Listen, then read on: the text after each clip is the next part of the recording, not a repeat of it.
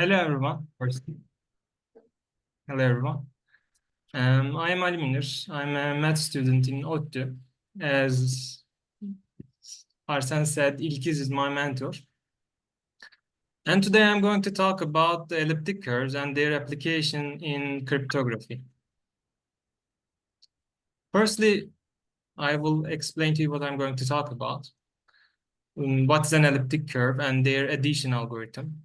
Then I'm going to talk about the elliptic curves and their applications in the finite fields, over finite fields. Then I'm going to talk about one of the most important aspects in the cryptography, discrete logarithm problem, especially in the public key cryptography. And finally, I'm going to talk about the elliptic curve cryptography applications, in elliptic curves in the application. So firstly, what's an elliptic curve? Simply, an elliptic curve is an equation of this form. This form of equations are called the Weierstrass equations. It's named after the mathematician who worked about them, the Carl Weierstrass. Elliptic curves are very important in the number theory. For example, they've been used in the proof of the Fermat's theorem, prime factorization, and also they have applications in the cryptography, like I will explain later. And here are two examples of elliptic curves. For example, in this elliptic curve, the coefficients A is -3 and B is 3. These coefficients determine the shapes. As you can see, they have a very peculiar shapes, drop-like shapes. So what's the important thing in the elliptic curves? Their addition algorithm. They have an amazing feature of elliptic curves, that's an addition. We can take 2 points from an elliptic curve and add them and produce a third point that is still on the elliptic curve. And the algorithm as follows. Let's say that we pick 2 points from the elliptic curve, E. And firstly, we will draw a line that goes through both P and Q. And the line is going to intersect with the third point because the elliptic curve is a third degree equation. And the third point will be called R. And finally, we are going to take the reflection of the point R along the x-axis, and we are going to obtain our third point as an addition. This is our kind of different, peculiar way of addition algorithm in the elliptic curves. However, there are things we need to consider in the addition algorithm. There are some subtleties. For example, if we add 1 point to itself, what's going to happen? Because if you imagine that the connecting line there is not a connecting line because we are connecting 2 points. In the case of the point to itself, there is no connecting line. So, and secondly, what happens if we add 1 point is reflection? As one might guess that in the reflection, it is the reflection along the x-axis, and there's a 2-point intersection. There is no third point. And thirdly, is there an identity element in this elliptic curve addition? And finally, we need to consider about the repeated roots because there's a singularity. Firstly, what happens if we add 1 point to itself? The key point comes from the imagining a one random point, Q, and our original point, P. Slide the Q point to P, and finally the Q point is going to be the point P. In other words, we are taking the limit of the point Q to P, and the line that is connecting Q to P is going to be the tangent line at the P. Rest of the process is the same. The third point is going to be determined as like this, and the P point will be double point. We are going to consider P as a double point, and the third point will be the R. We are going to take the reflection along the x-axis and obtain the third point, R prime. And what happens if we add 1 point is reflection? For example, let's say that our point P is AB and its reflection is going to be the reflection along the x-axis. I mean, P prime equals to A minus B. The connecting line will be the vertical line x equals A. There is no third point on the elliptic curve. Therefore, we need to solve this in an imaginary way. We need to create an extra point O that lives at the infinity, vertical infinity. Consequently, we are going to say that P plus P prime is going to be the identity element, O. As one might guess that this O is the identity element because we are adding 1 to its inverse and obtaining the identity. And as I said previously, the identity element is the O, but we need to check it. So then let's check it. P plus O is the point P on the elliptic curve and the O that lies in the vertical infinity.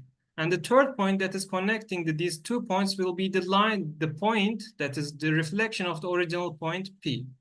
Then as a third step, we are going to take the reflection of the P prime, which is the reflection of the P, and is going to be the identity itself, the P itself. So we are going to say that O is our identity element.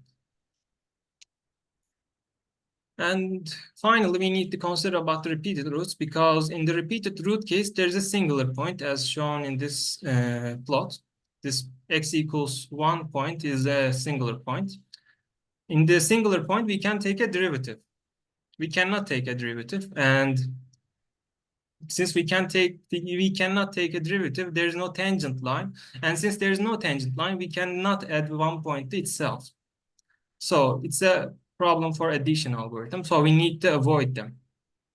In order to avoid them, we are going to use a determinant, and if we adjust the third degree determinant formula for our elliptic curve, we are going to obtain this equation. And if we say that it's not equal to 0, we are going to avoiding the repeated roots. So we can define elliptic curve as follows.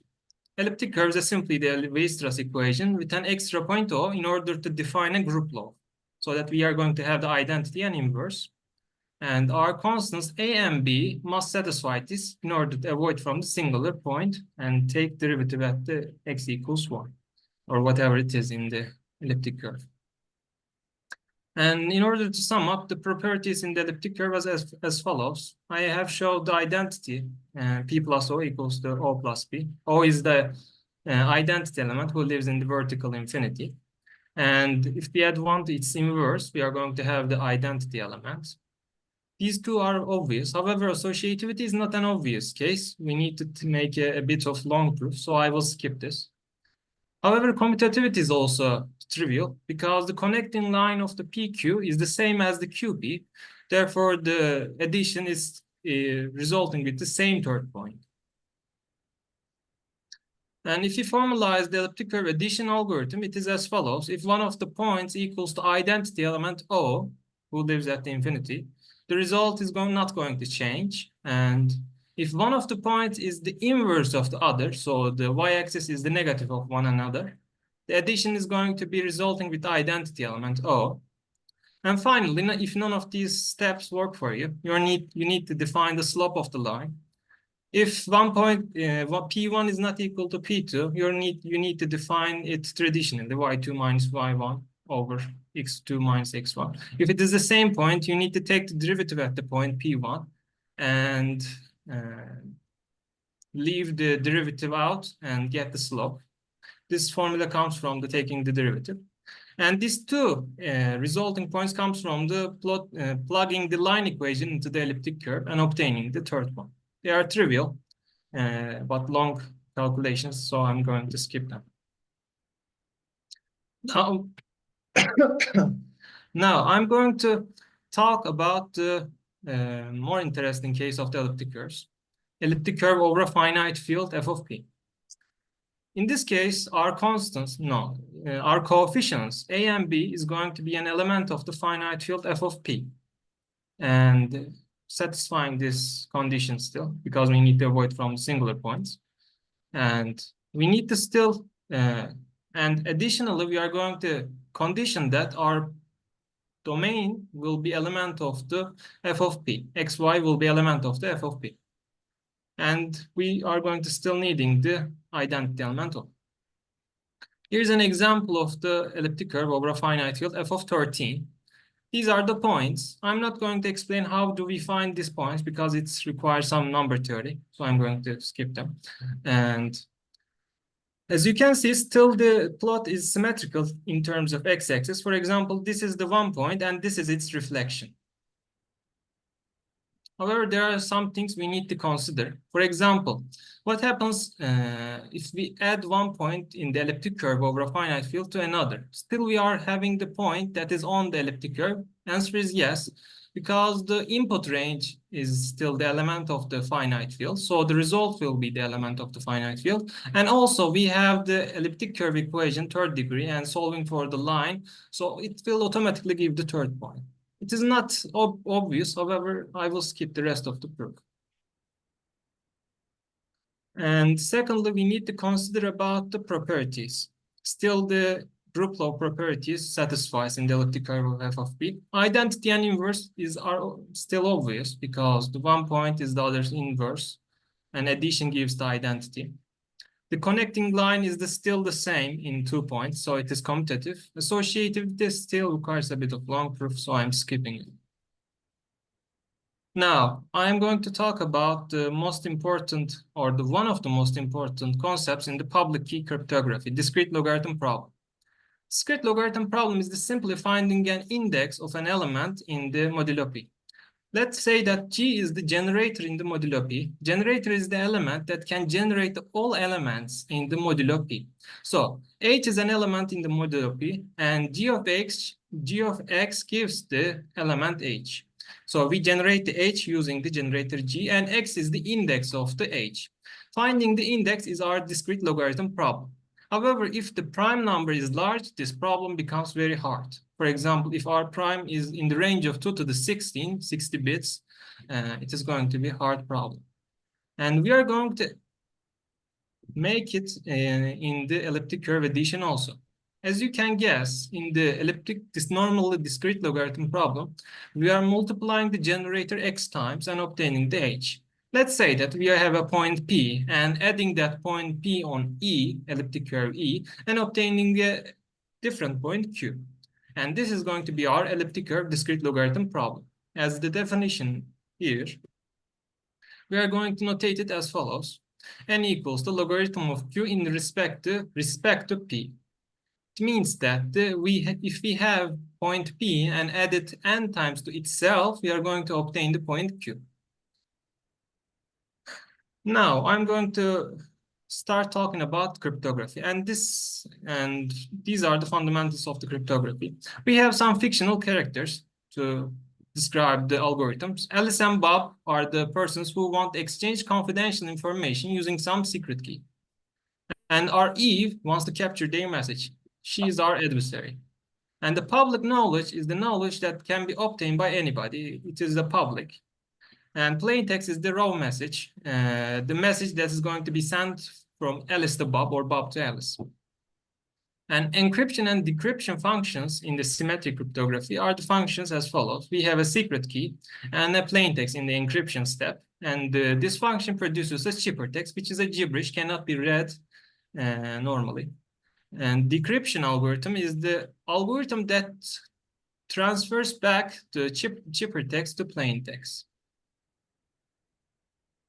Now, however, the symmetric chippers like this have some problems. For example, if Alice or Bob doesn't know the key, if one of them doesn't know the secret key, they cannot exchange information confidentially. They need to be transferring the key along the communication line. However, we are assuming that Eve, for example, we can assume Eve as a government who can monitor all the communication lines. They cannot share the key easily. However, one can overcome this difficulty with using the Diffie-Hellman key exchange algorithm. The algorithm as follows. We are going to be assuming the public knowledge as the large prime P. It must be a large prime in order to obtain the hardness in the discrete logarithm problem. And the elliptic curve over the f of P, and the point on the elliptic curve over the f of P. Firstly, the Alice and Bob decides a secret key. These are integers, n of A and n of B. These are secret keys, and the secret key is known by only the owner. Nobody is going to know it. And secondly, both Alice and Bob, compute their public keys. Q of A is the public key of Alice, and it is equal to NA times P. Add P to NA times to itself. And Q of B, Bob's public key, equals MB times P. Finally, Alice sends the public key to Bob, and Bob sends the public key to Alice. Q of B, Alice receives the Q of B, and Q of B, and she computes to NA times Q of B, which equals to NA times NB times B. And this is our secret key. For example, Bob receives Q of A, MB times Q of A, which is equal to MB times NA times B. Both of them are the same thing, but none of them knows the secret key. So there's a question, why you cannot obtain the secret key? For example, public knowledge is the prime number, elliptic curve, and the point on the elliptic curve. we are assuming that Eve has obtained in a tricky way the public keys Q of A and Q of B. However, since she doesn't know either of the private keys, she cannot obtain the secret key because N of A times Q of B equals to N of A times N of B times B, N of B times Q of A. So she needs the one of the secret keys, N of A or N of B. Since she doesn't know, she cannot obtain the secret key NA times N of and B times P. After that, both of them, Alice and Bob, can use this secret key in the symmetric chipper, like in this case. Secret key is this. However, symmetric keys have some problems because they are static. They need to be changed regularly. For example, if the secret key is revealed to Eve, in one case, the confidentiality is over. All the communication is obvious to ones who have the secret key. So they need to change the regular key, which is a boring case. So they can overcome this problem using the Al-Jamal public key crypto system. This is a public key crypto system, which is a different case. Algorithm as follows. In this case, it is the same public knowledge, large prime P, elliptic curve f of P, and the point on the elliptic curve. Before communication, both Alice and Bob decide on their secret keys, N of A and N of B. Both Alice and Bob publishes their public keys, same as in the Diffie-Hellman key exchange, Q of A, Q of B, which are equal to secret key times the point that is decided as a public knowledge. And in the step of the communication, let's say that imagine Bob wants to send a message to Alice, M element of the elliptic curve over the f of p. M is encoded in the elliptic curve. I'm not going to talk about the encoding step because it's different thing from the cryptology. Let's say that Bob wants to send message M to Alice. Firstly, Bob uses the Alice's Q of A and obtains the Alice's public key Q of A. And then after that, Bob computes two chipper texts, C1 and C2, which are element of the elliptic curve f of p. C1 and C2 is computed as follows. Let's say that C1 equals to K times P and C2 equals to M plus K times Q of A. By the way, I didn't say that what is K. K is a random number. It's called ephemeral number, which is a random number that is not important. It's going to be eliminated during the process. And Bob sends the C1 and C2 to Alice, and Alice computes C2 minus NA times C1. If we open this equation, M plus K, and we are going to see that it's going to be end up as this, and one of them, K times NA times P minus NA times K times P, they are going to eliminate one another, and the result will be the message. And Alice obtains the original message that is sent by Bob. And Eve cannot obtain this message, but why? Let me show. Again, let's say that the public knowledge is, and imagine that Eve obtained the pair C1, C2. We are saying that she obtained in a tricky way because normally she doesn't know the C1 and C2. However, Eve doesn't know the secret key NA, so she cannot compute the NA times C1, so she cannot eliminate this part. And since she cannot eliminate this part, she cannot obtain the original message M sent by the Bob. In conclusion, I have talked about what's an elliptic curve and elliptic curve over a finite field and elliptic curve addition algorithm. What's the discrete logarithm problem and its usage in the cryptology? And I have talked about the Diffie-Hellman key exchange and the Al-Jamal crypto system. So these are my references. I've used the Introduction to Mathematical Cryptography and Elementary Number Theory. And thank you for listening to me. If you have any questions, I would like to answer them.